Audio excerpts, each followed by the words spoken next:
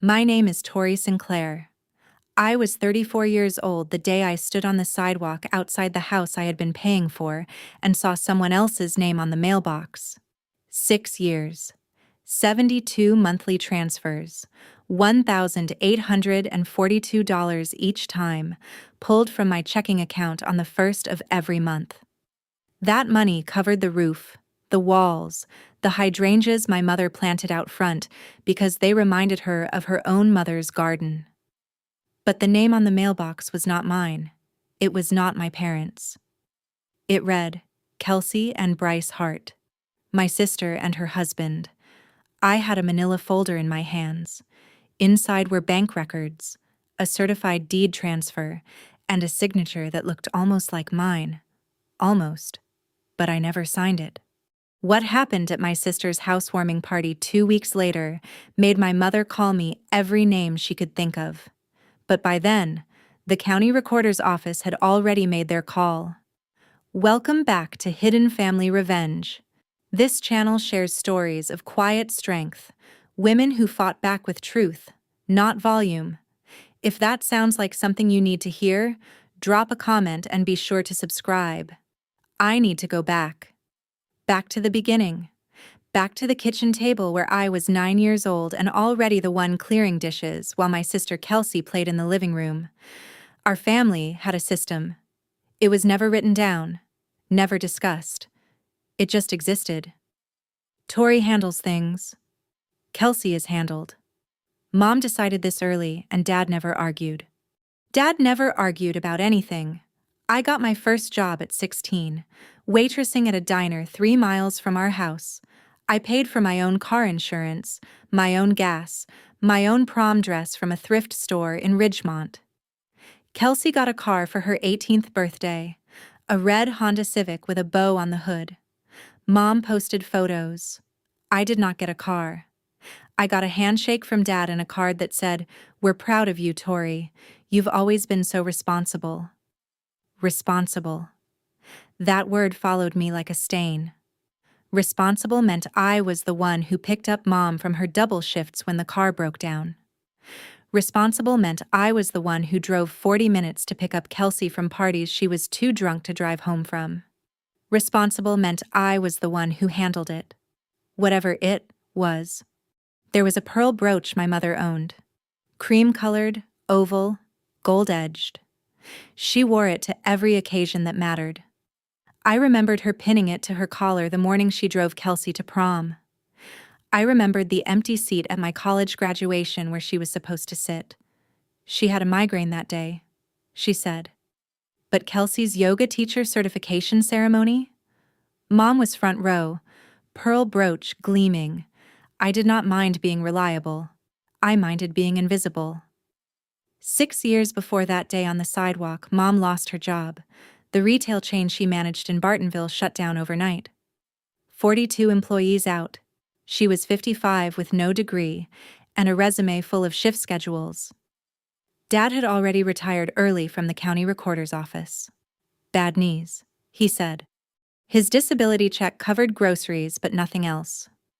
The mortgage on their house was $1,842 a month. They were 3 months behind when Mom finally called me. She did not ask directly. She never did. She said, "Tori, your father and I are just going through a rough patch. We'll figure it out." Then she paused long enough for me to hear the silence where the request was supposed to be. I set up an automatic transfer the next day. First of every month. $1,842 from my checking account to theirs. No contract. No promissory note. No written agreement. Just my mother's voice saying, "We'll sort it out later, honey. You know we're good for it." 6 years. 72 payments. $132,624. I knew the house was not in my name. I knew the deed listed Jean and Diane Sinclair. I was not on the mortgage, not on the title, not on any document. I was just the source of the money, but I trusted them. I trusted that when things stabilized, we would formalize the arrangement. I trusted that 6 years of consistent payments meant something. I trusted my parents. That was my first mistake. Every month, on the 1st, my phone buzzed with a transfer confirmation. I stopped noticing it after a while, like the hum of a refrigerator, background noise. Then one March morning, the notification did not come. I checked my bank app 3 times. The auto transfer had been rejected. Insufficient destination, meaning the account it was going to had either closed or changed. I called the bank. A woman named Marcia in customer service told me the mortgage loan associated with that account had been paid off and closed. Paid off.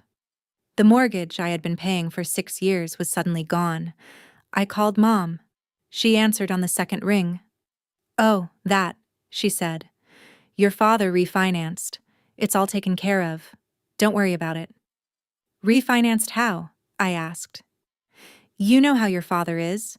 He handles the paperwork. It's fine, Tori. You don't need to send that money anymore." I should have felt relief. 6 years of payments, done. Free of that monthly drain. But something snagged.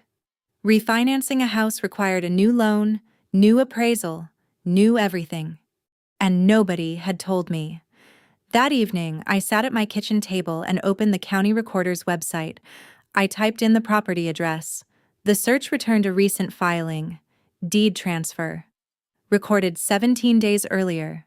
New owner, Kelsey R. Sinclair Hart. I read the name 3 times.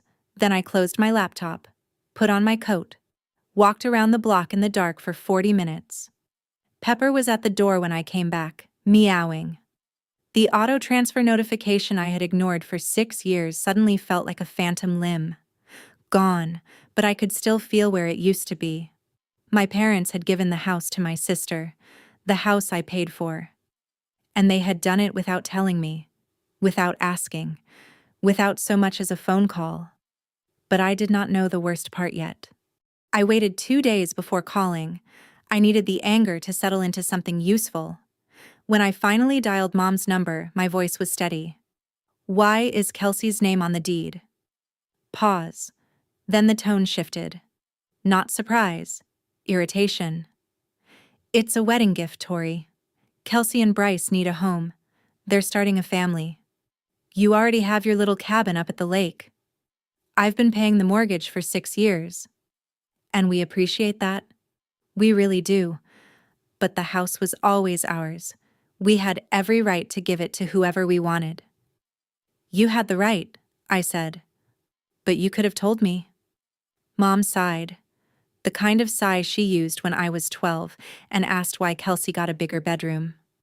The sigh that meant I was being difficult. "Tori, you've always been the strong one. You've always been the one who could take care of yourself. Kelsey needs us. She needs a foundation. She needs a home. You just need a project." I let that sentence sit between us. A project. That was what 6 years and $132,000 boiled down to. A project. "Kelsey needs us," she repeated, as if that explained everything. As if the word us included me. It did not. It never had. I hung up, sat in my car in the parking garage of my apartment building for 20 minutes, the engine ticking as it cooled, the fluorescent lights buzzing above. I was not angry. Not yet. Anger came later, when I found out what they had actually done to make that transfer happen. Because giving away a house you owned was one thing. Forging your daughter's signature to do it was another. Here is what I knew from my work. I was a property management consultant. I reviewed deed transfers, title encumbrances, and lien disputes for a living. So when Mom said, "Your father refinanced," I knew the mechanics did not add up. The house still had a mortgage lien when the deed was transferred. That meant either the mortgage was paid off simultaneously through a refinance, or someone authorized the release of the lien. Either way, certain signatures were required, including, in this case, mine, because the mortgage servicer had my banking information on file as the payment source, and their internal records listed me as an interested party.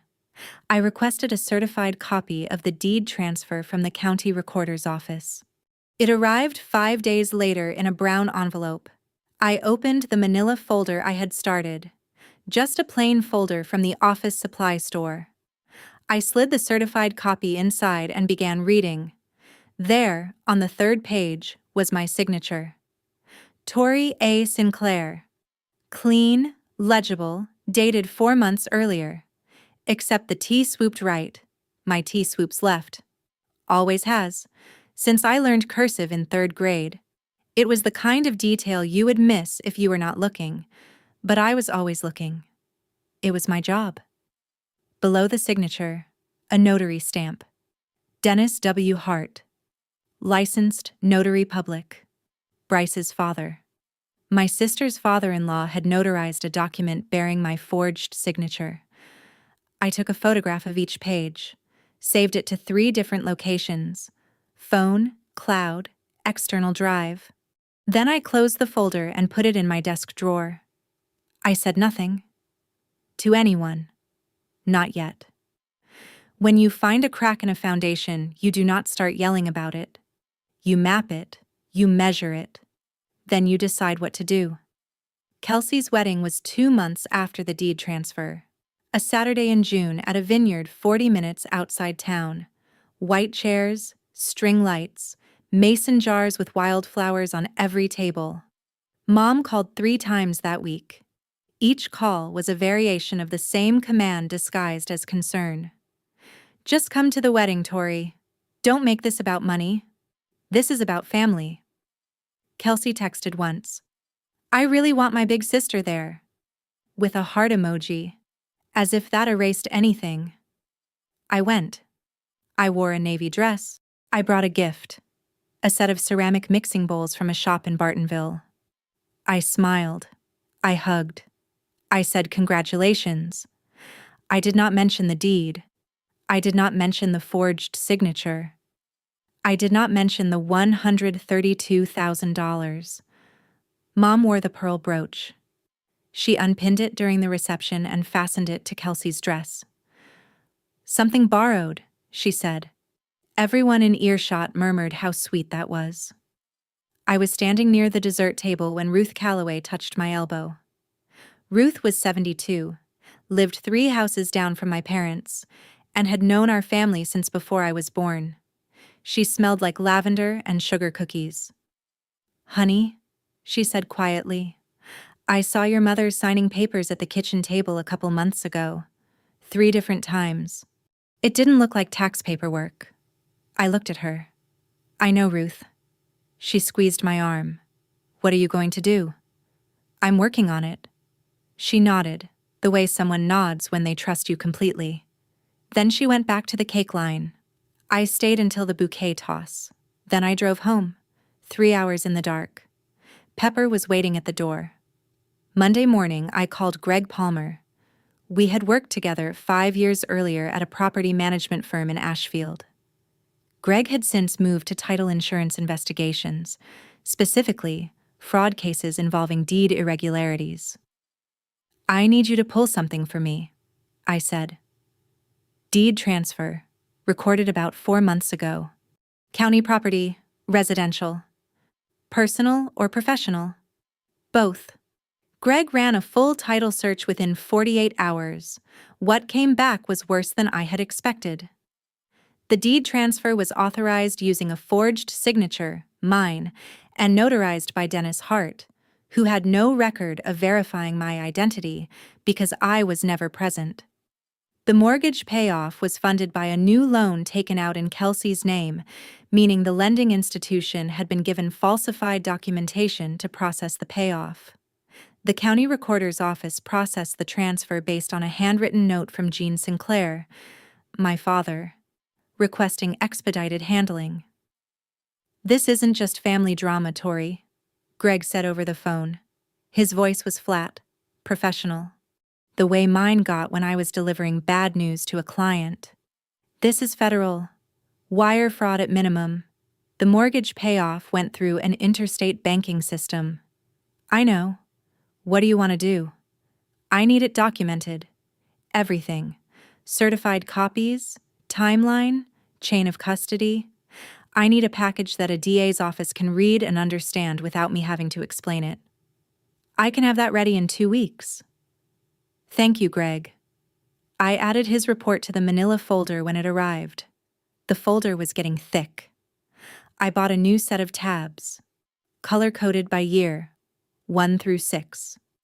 Each tab holding a year of bank statements, transfer confirmations, and now, evidence of a crime. 6 years of mortgage payments, $132,000. And my own mother had forged my name to give it all away. If you have ever been the one your family counted on, but never counted, I see you. And this story is not over. Drop a like if you already know what is coming, and let me know in the comments. Have you ever discovered a family member went behind your back? 2 months after the wedding, Mom called. It was a Tuesday evening. I was eating leftover soup and reading a quarterly report. Tori, we need to talk. About what? Your father and I. We need a place to stay. I set down my spoon. What happened to your apartment? The lease is up. And Kelsey's house? Well, it isn't really big enough for all of us. They need their space. They're newlyweds. Their house, I said. You mean the house you gave them? Silence. Then, don't start. Where do you want to stay? Your cabin. The one up at the lake. Just for a little while. A few months. Until we figure something out. No. Dead air. I could hear the TV in the background at their apartment. Some game show with a bell and applause. Excuse me? I said no. You gave your house away. That was your choice. I'm not responsible for where you live now. Tori, we are your parents. I know who you are. The answer is still no. Mom's breathing changed. Shorter, sharper. The sound she made before she either cried or yelled. That time it was yelling. After everything we've done for you, after every sacrifice, this is how you repay us? I repaid you. $132,000. You gave it to Kelsey. She hung up. I sat there with my soup getting cold. Pepper jumped on the table and knocked over the salt shaker. It was the first time I had ever said no to my mother. Not because I could not say it before, but because before, I had always told myself it would get better. That if I just kept paying, kept showing up, kept being responsible, they would finally see me. They saw me. They just did not care. 20 minutes later, she called back. I almost did not answer, but something in me, some trained reflex from 20 years of being the responsible one, reached for the phone. She was crying, the performative kind, the kind where every word was separated by a theatrical inhale, designed to make you feel like you had just run over a puppy. I carried you for 9 months. I worked double shifts so you could have braces. I gave up my 20s so you could have a childhood. Mom, and now you're going to let your own parents sleep in a car? Is that what you want? Nobody is sleeping in a car. There are apartments in Bartonville under $800 a month. I can send you some listings. I don't want listings. I want my daughter to act like a daughter. Then she said it. The sentence I will carry with me for the rest of my life. We can only have one daughter who's grateful, and it's not you. I pressed the phone against my ear. Let that sentence echo. Then Dad got on. His voice was quiet, uncertain, like a man reading lines he had been handed. Tori, your mother is very upset. Can you think about it? Dad, did you sign those papers at the county recorder? Silence. 4 full seconds. I have to go, he said, and hung up. I put the phone down on the kitchen counter. Pepper walked over and pressed his head against my wrist. I scratched behind his ears and stared at the wall. Dad's silence told me everything. Not just that he knew, not just that he had participated, but that he could not even face the question. I had one parent who attacked me, and one parent who hid from me. Neither one defended me. Kelsey entered the fight the next morning. She called at 7:15, which meant Mom had briefed her overnight. "You're really going to let our parents be homeless?" "Really, Tori?" "They're not homeless, Kelsey. Their lease is up. There are options. You have a whole cabin sitting empty. What's the problem?" "The problem is that I spent 6 years paying for a house that was given to you without my knowledge. The problem is that nobody asked me. The problem is that I'm done being the emergency fund for this family." "Oh, here we go. Martyr mode. You always have to be the one who suffered the most." "I'm not suffering, Kelsey. I'm just not subsidizing anyone anymore." She hung up. By noon, a Facebook post appeared on Kelsey's page. No names, of course. Just a carefully crafted paragraph about family members who only care about money, and the pain of discovering someone you loved your whole life would rather count dollars than count blessings. 47 likes by evening. Comments from cousins, aunts, friends of friends, people who knew nothing about the mortgage, nothing about the deed, nothing about the forged signature. "So sorry, Kels. Family first, always. Some people don't deserve the family they were given." I read every comment. Then I took a screenshot. Then another. Then a third. The one where Aunt Meredith wrote, "Kelsey, you are so brave for speaking your truth." I added the screenshots to the folder. Not because I needed them for legal purposes, but because someday, when it was all over, I wanted a record of who said what when they only had one side of the story. My phone did not ring again that night. For the first time in a week, it was quiet. And the quiet felt like a wall going up between me and the people I used to call family. Saturday morning. I was at the cabin, sitting on the porch with a mug of coffee and a stack of property assessments from work. The lake was flat. A heron stood in the shallows near the dock, motionless, patient. The doorbell rang. 2 sheriff deputies, a man and a woman. The man was young, maybe 25. The woman was closer to 50, with a clipboard and a pen that she clicked twice before speaking. "Ma'am, we've received a report that this property may be subject to an ownership dispute." A Diane Sinclair filed a complaint alleging that this residence was purchased with family funds and that you may be occupying it without legal authority. I looked at them. Then I looked at my coffee. Then I looked back at them. "Come inside," I said. I pulled out the mortgage agreement. My name, the deed, my name, title insurance, my name, 5 years of property tax returns filed under my Social Security number, the purchase agreement from when I bought the cabin at age 31 with a down payment I had saved over 4 years. The male deputy flipped through the documents. The female deputy stopped clicking her pen. "Ma'am," the woman said, "this is clearly your property." "I know." I paused, took a breath. "But while you're here, can I show you something about a different property?" I walked to the hallway closet, took out the manila folder, placed it on the kitchen table, right between their radios and my cold coffee. "This is a certified deed transfer for a house in Bartonville," I said. "My parents transferred it to my sister 4 months ago. Using my forged signature." The female deputy picked up the folder. The male deputy took out a notepad. "The cops my mother called to make me look like a squatter became the first official witnesses to her crime. I walked them through it piece by piece.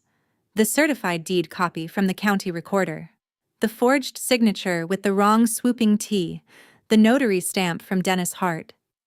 Greg's title investigation report showing the chain of falsified documents. Deputy Martinez. That was her name. I saw it on the badge. Read slowly. She turned each page with the deliberate care of someone who knew she was looking at something serious. "This looks like it could be forgery," she said. "But this isn't something we handle at the sheriff's level. You'd need to file with the district attorney's office." I've already prepared the referral package, I said. My colleague, a title insurance investigator, compiled it. She looked up from the folder. You've been thorough. I do this for a living. Deputy Martinez took photographs of each document with her phone. The younger deputy wrote a case number on a card and handed it to me. His handwriting was neat, almost like a child's. Ma'am, I'd recommend you also contact a private attorney. This has civil and potentially criminal dimensions. I have one. She's expecting my call Monday morning. They stood, shook my hand, walked out to their patrol car. The heron was still in the shallows, unmoved. I stood on the porch and watched them drive away down the gravel road. The dust settled slowly. The coffee on the railing had gone cold an hour ago. I picked it up and poured it into the bushes. Then I sat down. The folder was still on the kitchen table. The case number card was in my pocket. I did not feel victorious. I did not feel vindicated. I felt tired. The kind of tired that comes from carrying something heavy and finally setting it on a surface that can hold the weight. Monday night. I was at my apartment in Ashfield, sitting cross-legged on the bedroom floor with the manila folder spread open around me. Greg's title search report, the certified deed copy, the bank statements, the screenshots. I had read each document at least 3 times before. But that night I read them differently, slower, looking for anything I might have missed. On page 14 of Greg's report, buried in the appendix under Supplemental County Filings, was a photocopied handwritten note, lined paper, torn from a legal pad. I recognized the handwriting immediately. I had seen it on birthday cards for 30 years. My father's careful, slightly forward-leaning script. The note was addressed to the county recorder's office. It read, "To whom it may concern, please process the enclosed deed transfer at your earliest convenience. My daughter Tori is currently out of town on business, and we need the filing completed before her return. Thank you. Jean Sinclair." I read it 4 times. Before her return. Not while she's away. Not at her request. Before her return. Because they needed it done before I could find out. My father wrote those words. He did not just go along with the plan. He orchestrated the timing. He calculated when I would be traveling for work, a conference in Denver that week, and used that window to file the transfer. This was not Mom dragging Dad into her scheme. This was both of them. Coordinated. Deliberate. I set the note down on the carpet, stared at the wall above my desk where a framed photo of my college graduation hung, the one Dad took, the only one, because Mom was not there. I picked up the note again, added it to the manila folder. The folder was getting thick, heavy with the weight of people who should have known better. Wednesday evening, Ruth drove 40 minutes from Bartonville to my apartment in Ashfield. She brought a chicken casserole in a glass dish with aluminum foil crimped around the edges. The dish was warm. She had made it that afternoon. "You look thin," she said, setting the dish on my counter. "Are you eating?" "I'm eating, Ruth." She did not believe me. We sat at my small kitchen table. I made tea. She looked around my apartment. The clean counters, the neatly arranged bookshelf, the single cat perched on the windowsill, and said nothing about the fact that a 34-year-old woman was living like someone who expected to leave at any moment. "I need to tell you something," she said, "and I need you to listen before you respond." "Okay." "I saw your mother at the kitchen table 3 different times in February. Each time she had a stack of papers and a yellow legal pad. She was copying something. Over and over. Practicing a signature. Mine. I didn't know that then. I thought it was tax paperwork. But after what you told me at the wedding, I put 2 and 2 together." "Ruth, would you be willing to give a notarized statement about what you saw?" "Already wrote it out. Got it notarized at the bank on Monday." She pulled an envelope from her purse. Here. I took it. Read it. It was 2 pages, single-spaced, witnessed and stamped. "You're a good girl, Tori," she said. "You always were. Don't let them make you forget that." I did not plan to cry.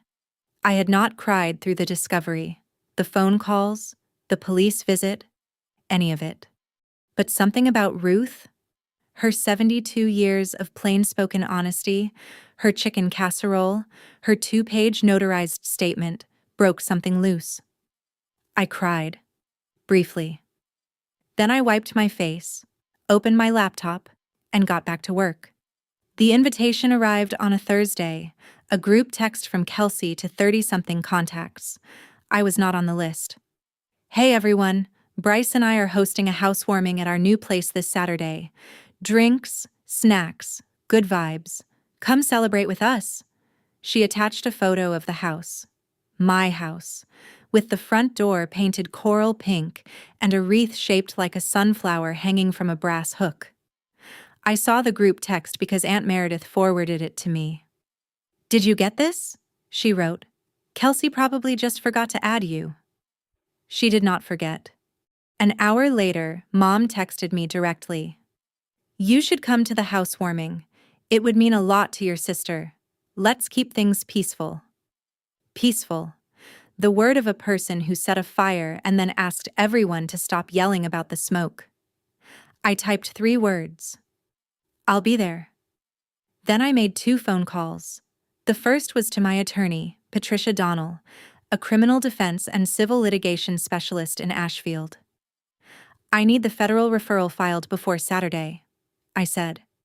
"And I need a complete copy of the evidentiary package, hard printed, in case I need to present it."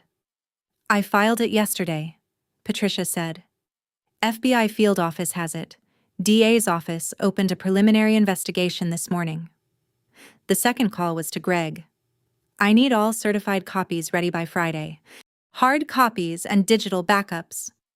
"Already done. I'll courier them to your apartment tomorrow." Friday evening, I ironed a white blouse, packed the manila folder in my bag, fed Pepper, set my alarm for 6 in the morning. The drive to Bartonville was 3 hours. I wanted to arrive early enough to walk through the front door with a clear head. That week moved strangely. Not slowly, not fast. Just sideways, like the world was holding its breath. Monday. I reviewed a commercial lease dispute for a client in Ashfield. Normal work. Normal lunch at the deli on 5th Street. Tuna on rye. Pepper knocked a glass off the kitchen counter when I got home. Tuesday. Mom texted, "Are you bringing a dish?" Kelsey said a salad would be nice. I replied, "Sure." Wednesday. Patricia called to confirm. The FBI field office had received the fraud referral. The DA's office confirmed a preliminary investigation was open. 2 separate tracks, running simultaneously, criminal and federal. Thursday. Greg's courier arrived at 2 in the afternoon. A heavy manila envelope with every certified document, printed, tabbed, and organized. I checked each page. 67 pages total. I added them to the folder. The folder now required a rubber band to stay closed. Friday. I went grocery shopping. Bought romaine, cherry tomatoes, cucumber, red onion. Made the salad Kelsey asked for. Put it in a glass bowl with plastic wrap. Set it in the fridge next to the cat food. Friday night, I sat on my bed. The bag was packed. The folder was inside. The salad was chilling. Pepper was asleep on the pillow next to me. I thought about calling Greg, or Patricia, or Ruth. I thought about calling Dad. I called no one. I lay in the dark and listened to Pepper breathe. In and out. In and out. A sound so small it could disappear if you stopped paying attention. In the morning, I would drive 3 hours to a housewarming party for a house that was stolen from me. And I would bring a salad, and a folder, and the truth. I set my alarm and closed my eyes. Saturday, 6:47 in the morning. I backed out of my parking space in Ashfield and headed south on Route 12. 3 hours and 11 minutes. I counted because I count things. It was how I stayed calm. The house looked different from the street. The front door, once white, was now coral pink. A wreath hung from a brass hook. Window boxes with petunias. Kelsey had made it hers quickly, like she was trying to overwrite whatever came before. I parked across the street, picked up my bag. The folder was heavy against my hip. Inside, about 30 people filled the living room and kitchen. Neighbors I half recognized. 2 women from Mom's church. Kelsey's yoga friends in linen and sandals. A folding table with wine bottles and plastic cups. A banner taped above the fireplace. "Welcome home, Kelsey and Bryce." Mom spotted me from the kitchen. She crossed the room in 4 steps and wrapped her arms around me. A performance. Warm, tight, for the audience. "Oh, you came. Kelsey, your sister's here." Kelsey appeared from the hallway. Hug, brief, stiff, one-armed. Bryce shook my hand. Dennis Hart stood by the drinks table laughing at something a neighbor said. He held a beer and looked completely at ease. Mom was wearing the pearl brooch. It was pinned to a new cream-colored blouse catching the light from the kitchen window. I set the salad on the counter. Then I set my bag on the floor beside the kitchen island. Quietly, the way you set down a suitcase in a hotel room. Nobody noticed. Someone handed me a glass of water. I thanked them. I smiled. I stood with my back to the counter where the bag sat and waited. The party hummed around me. I let it. I was standing in a room full of people celebrating a home that had been stolen from me. My parents were smiling.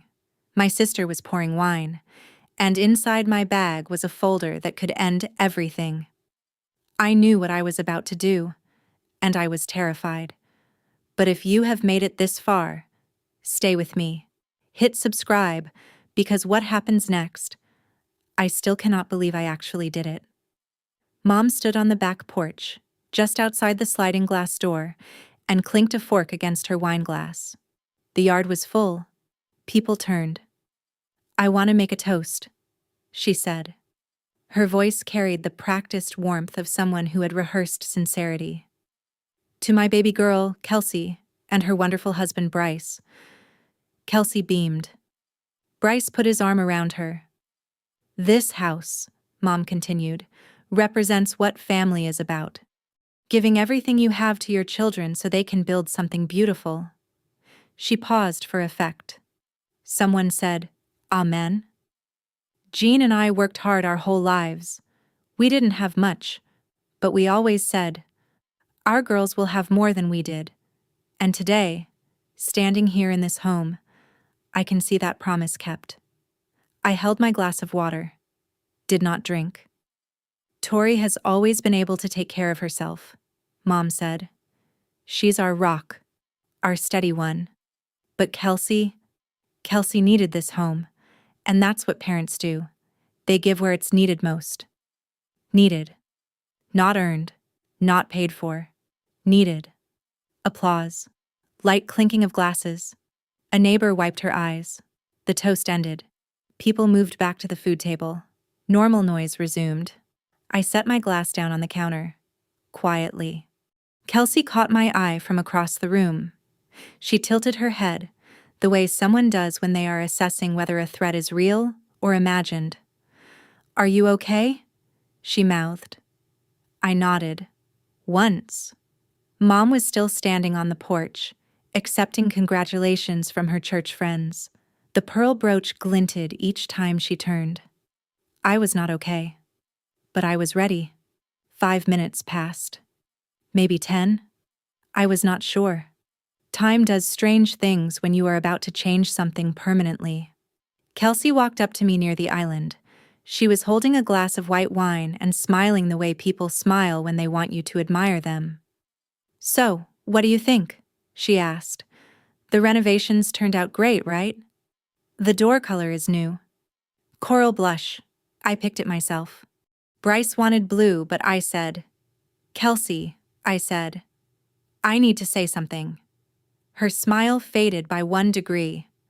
Oh my God, are you going to cry? Don't be dramatic. I'm not going to cry.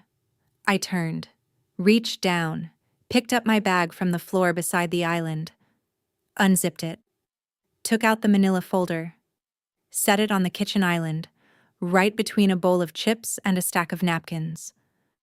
The room did not stop. Not all at once. But the people nearest to the island noticed. Something about the way I moved, slow, deliberate, without hurry, pulled their attention the way a change in weather pulls your eyes to the sky. Mom appeared from the porch. She saw the folder. She saw my face. What is that? I looked at her. The truth about this house. 4 words. I let them land. The room was not silent yet, but it was getting there. Conversations tapered, heads turned. The only sound was the ice settling in someone's plastic cup and the hum of the refrigerator. A sound I had known since I was a child, back when this kitchen was the place I cleared the table while my sister played. I opened the folder. I pulled out the bank statements. 6 years of them. Color-coded tabs. January through December. Year after year. $132,624 in automatic transfers, documented in black and white. For 6 years, I said, I transferred $1,842 into your bank account on the 1st of every month. My voice was level. I was not reading from notes. I had memorized every number. That is 72 payments. $132,624 total. I placed the statements on the island, spread them like a hand of cards. Every dollar went to the mortgage on this house, the house you just toasted as a gift to Kelsey. Mom's friend Linda set her glass down on the counter. The church women shifted. Someone whispered something I could not hear. Kelsey's face went flat. You're lying. I pulled the first year of statements forward, flipped to January, highlighted in yellow, $1,842, account-to-account transfer. Page 1, January, 6 years ago. I turned the page, February. Another page, March.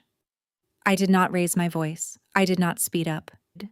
I let each month sit for a beat, like stones being laid in a row. From the doorway, Ruth Calloway's voice cut through the murmur. She had been standing near the entrance the whole time, arms crossed. She's not lying, Ruth said. I watched her send repair contractors to this house for 3 summers running, roofers in 2022, a plumber in 2023, new gutters last fall. The room turned to look at Ruth, then back to me, then at Mom, who had not moved from the edge of the kitchen. I had their attention, all of it. Mom crossed her arms. Fine. You paid the mortgage. We appreciate it. But the house was never in your name, Tori. It was ours. We had every right to give it to whoever we wanted. That's true, I said. Except for one thing. I reached into the folder and pulled out the certified deed transfer from the county recorder's office. 2 pages. Stamped. Official. This is the deed transfer recorded 4 months ago. Transferring ownership of this property to Kelsey R. Sinclair Hart. I held it up so the room could see. On the 3rd page, there is a signature. Tori A. Sinclair. I set it down. I didn't sign this. 3 words. I gave them space. The T in my name has swooped left since I learned cursive in 3rd grade. This T swoops right, because someone else wrote it. I pointed to the bottom of the page. Below the signature is a notary stamp, Dennis W. Hart, licensed notary public. I looked across the room. Dennis Hart was standing by the drinks table, beer in one hand, the other hand reaching for a cracker. He froze. Dennis is standing right there. He notarized a document bearing a signature that is not mine, a document I never saw, never agreed to, and never signed. Dennis's hand opened. The plastic cup hit the floor. Beer splashed across his shoe and onto the tile. He did not pick it up. The room erupted in whispers. Low, urgent. The kind of sound a crowd makes when they realize they are standing in the middle of something they were not prepared for. Bryce, Kelsey's husband, Dennis's son, stared at his father. His mouth was open, but no words came out. Mom unfolded her arms. Her hands were shaking. Mom stepped forward. Her voice cracked like a branch. You are tearing this family apart. Right now. In front of everyone. She gestured at the room. Is that what you want? To humiliate us? I'm not humiliating anyone. I'm reading a document. You paid the mortgage. Fine. We thank you. But this circus, is not what family does. The tears started. On cue. The heaving chest, the lip trembling, the hand pressed to the forehead. I had seen this performance 100 times. I gave you everything, she said. I sacrificed everything. And this is what I get. Kelsey stepped in beside Mom, arm around her shoulders. You're doing this because you're jealous, she said to me. You've always been jealous of me. I'm not jealous, Kelsey. I'm showing you a forged document. Bryce grabbed Dennis's arm. Dad, what is she talking about? Dennis looked at his son. His face had gone the color of dishwater. I was told it was a family arrangement. Your mother-in-law said everyone agreed. Everyone agreed? Bryce repeated. She just said she didn't sign it. Mom pointed at me. The pearl brooch caught the light as her hand shook. Get out of my daughter's house. I looked at her. Your daughter's house? The one I paid for? Or the one you forged my name on? Be specific. Dad was standing by the refrigerator. He had not moved since the toast. His eyes were on the floor. His hands hung at his sides. He looked like a man waiting for something to fall. The kitchen was loud now. Multiple conversations, all layered. Someone near the door was putting on their jacket. 2 women from Mom's church were whispering rapidly. Ruth was watching from her spot by the wall, silent and steady. I had one more document, the one I had found at the bottom of Greg's report on a Monday night, sitting on my bedroom floor with the folder spread open like a map. I pulled it from the back of the folder. A single sheet. Yellow-lined paper, torn from a legal pad. Photocopied, but the handwriting was unmistakable. This is a note my father wrote to the county recorder's office, I said. I'd like to read it aloud. Mom, Tori, stop. I read it. To whom it may concern, please process the enclosed deed transfer at your earliest convenience. My daughter Tori is currently out of town on business and we need the filing completed before her return. Thank you. Jean Sinclair. I lowered the page, looked at Dad. Did you write this? Jean opened his mouth, closed it. His jaw worked side to side like a man chewing something he could not swallow. Mom grabbed his arm. Jean, don't say anything. Jean looked at her, then at me, then at the floor. I'm sorry, Tori. Mom slapped his arm. Shut up. But it was too late. The room heard it. Every person in that kitchen heard Jean Sinclair apologize for the thing his wife was still denying. One of Mom's church friends, a woman named Joanne in a blue cardigan, stood up from the couch and walked to the door. She did not say goodbye. She just left. Then another guest. Then 3 more. The front door opened and closed like a heartbeat. I closed the folder. The room was half empty now. Kelsey was crying. Bryce was standing 6 feet from Dennis, arms crossed. Mom was sitting on a kitchen stool, gripping the counter. The pearl brooch hung crooked on her blouse. Mom looked up from the stool. Her eyes were red but dry now. The performance was over. What remained was something harder, something closer to the real Diane Sinclair.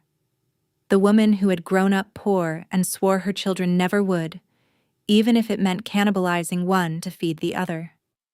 Fine, she said. We'll undo it. We'll reverse the transfer. We'll fix the deed. Just stop this. You can't undo it. Of course we can. We'll go to the recorder's office on Monday. Mom. I kept my voice even, almost gentle. The deed transfer involved a falsified notary certification and a fraudulent payoff of a federally insured mortgage. You can't walk that back with a Monday morning visit to the county office. What are you talking about? I filed a fraud referral with the FBI field office last Wednesday. The district attorney opened a preliminary investigation on Thursday. The room went still. Not quiet. Still. The kind of stillness where even the refrigerator seemed to hold its breath. Kelsey's voice, thin and high. You called the FBI on your own mother? No, I reported a felony. My mother happened to be involved. Dennis Hart sat down on the nearest chair. His face was gray. His hands were flat on his thighs, like he was trying to keep them from trembling. Bryce turned to him. Dad. Look at me. Dennis did not look up. I stood by the kitchen island, the folder closed on the counter in front of me. My hands were steady. My voice was level. I had not raised it once. Not in that room. Not on the phone. Not in the 6 months since I had discovered what they did. Some people fight by getting loud. I fight by getting clear. Kelsey turned on Mom. Fast. The way water changes direction when it hits a wall. You told me the house was clear, Kelsey said. Her voice was shaking. You told me there were no problems, no liens, no issues. You said Dad handled the paperwork and everything was clean. Mom stared at her. There weren't any problems. Not until she showed up. Did you forge her signature? Silence. Mom. Did you forge Tori's signature on that deed? Mom's jaw tightened. It was for your future, Kelsey. Everything I've done has been for your future. Kelsey stepped back. 1 step, 2. Like she was seeing her mother for the first time. Bryce was still standing near Dennis. He spoke without looking away from his father. Dad, you notarized a forged document. You put your stamp on a signature you knew was fake. I didn't look closely, Dennis said. Your mother-in-law told me it was a family arrangement, that everyone had agreed. You didn't look closely? You're a licensed notary. That's your one job. Dennis said nothing. The housewarming was over. Everyone knew it. The banner above the fireplace. Welcome home, Kelsey and Bryce. Sagged at one corner where the tape had come unstuck. People were leaving now. Not dramatically. Quietly. The way people leave a place when they realize the story they were told is not the story that happened. A coat picked up. A purse grabbed. A murmured, "I'll call you later." That everyone knew was a lie. Someone left their wine glass on the windowsill. Someone else forgot a jacket draped over the back of a chair. The petunias in the window box outside caught the late afternoon light. They did not care about any of this. 8 people left in the room. Mom on the kitchen stool. Dad by the refrigerator. Kelsey against the far wall, arms wrapped around herself.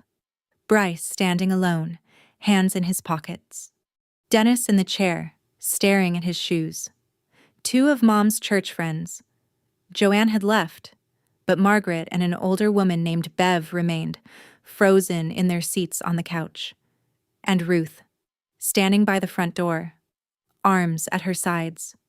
She stepped forward, not rushed, not hesitant. The way someone moves when they have been waiting a long time. I've known this family for 31 years, Ruth said. I watched Tori mow this lawn when she was 14. I watched her paint the garage when she was 19. I watched her write checks to plumbers and roofers and electricians while Kelsey was posting vacation photos. Mom, Ruth, this is none of your... And I watched Diane practice signing Tori's name on a yellow notepad at this very kitchen table. Silence. 3 times, Diane. 3 different afternoons. You didn't even close the curtains. Mom stood up from the stool. You don't know what you're talking about. Ruth reached into her purse and pulled out an envelope. I gave a notarized statement to the sheriff's office last week. 2 pages, single-spaced. Everything I saw. The dates. The times. The yellow notepad. Mom sat back down. Slowly. Like her knees had stopped working. The pearl brooch caught the last of the afternoon light coming through the window. Cream-colored, oval, gold-edged. The same brooch she had pinned on Kelsey's dress at the wedding. The same brooch she wore to every occasion that mattered. It hung slightly crooked now. No one reached to straighten it. Margaret and Bev stood from the couch and walked out without a word. Jean moved. For the first time in 30 minutes, he moved. Away from the refrigerator, across the kitchen, until he was standing 3 feet from me. His face was wet. Not sobbing. Just leaking. The quiet kind of crying that happens when a man who has avoided every hard conversation for 30 years finally runs out of places to hide. I should have said no to your mother, he said. I should have said no 20 years ago. But you didn't. I knew it was wrong.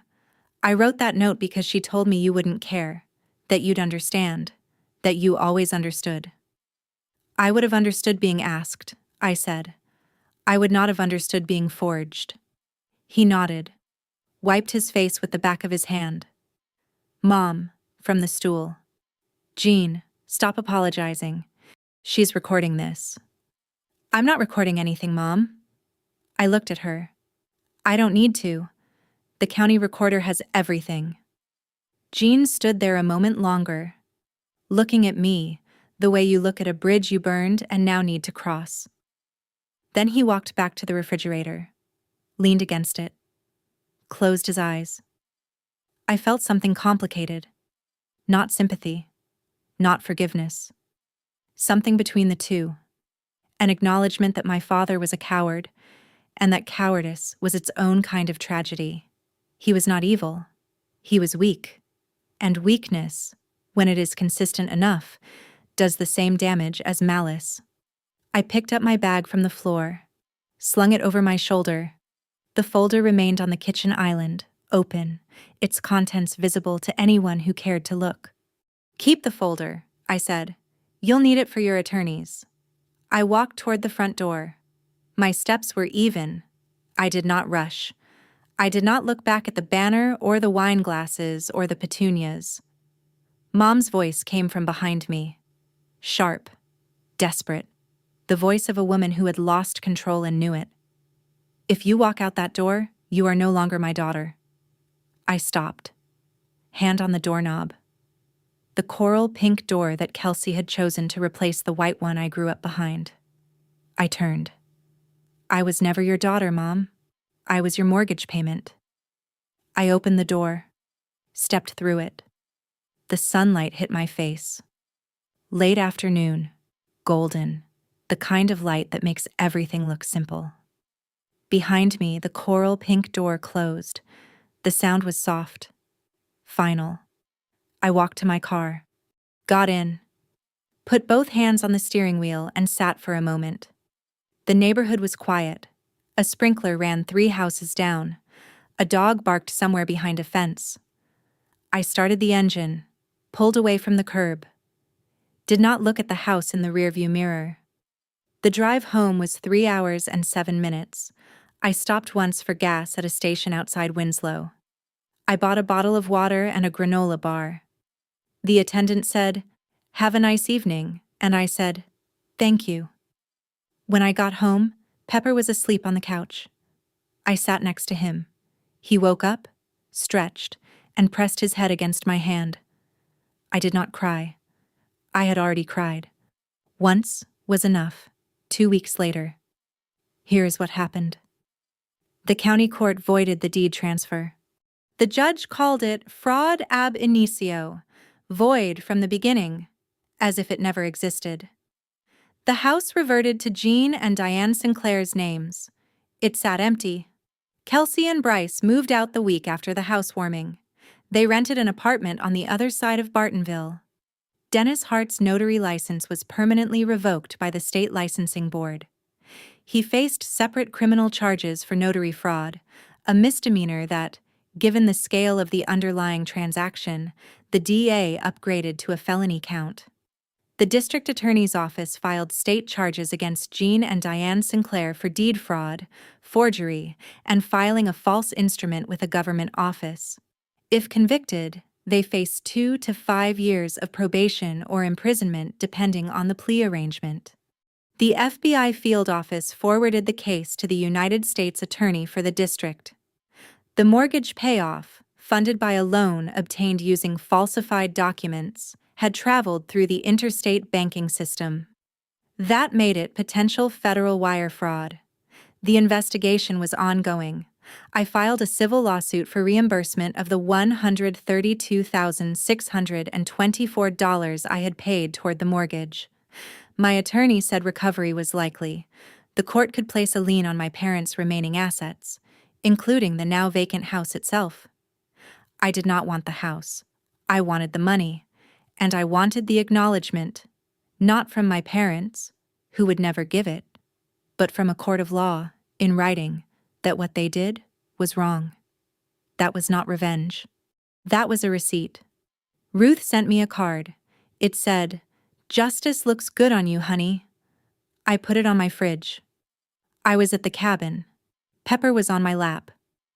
The lake was flat and gray in the early morning light, the kind of gray that was not sad but simply quiet. A heron stood in the shallows near the dock. The same one, maybe, or a different one. Herons all look the same to me. My phone sat on the armrest. It had not rung in days. No calls from Mom, no texts from Kelsey, no voicemail from Dad saying he was sorry, saying he wanted to try, saying anything at all. The first of the month came and went. My phone did not buzz with a transfer confirmation. For 6 years, that buzz had been the first sound of every month. The rhythm of it had become so constant I stopped hearing it. Now, its absence was what I noticed. Like the space where a tooth used to be. You cannot stop running your tongue over it. Ruth's card was on my fridge at the apartment. Next to it, I had pinned a photograph. My college graduation, the day Mom had a migraine. In the photo, I was smiling, holding the diploma. The seat beside Dad was empty. I used to look at that photo and feel hurt. Now I looked at it and felt something else. Clarity, maybe. Or just distance, the kind that comes when you stop trying to fill a space that was never meant for you. Pepper shifted on my lap, pressed his nose against my wrist. The heron lifted off the water, slow and heavy, and disappeared over the tree line. I used to think being a good daughter meant being whatever my family needed me to be, the bank, the fixer, the one who never complained. I know better now. Being good to your family starts with being honest about what you will accept. And sometimes, the most loving thing you can do is refuse to be their floor. That is my story. 6 years of payments, 1 manila folder, and a housewarming party nobody will forget. If this reminded you to check whose name is on the deed, or to set a boundary you have been avoiding, do it today. Hit subscribe, and I will see you in the next one.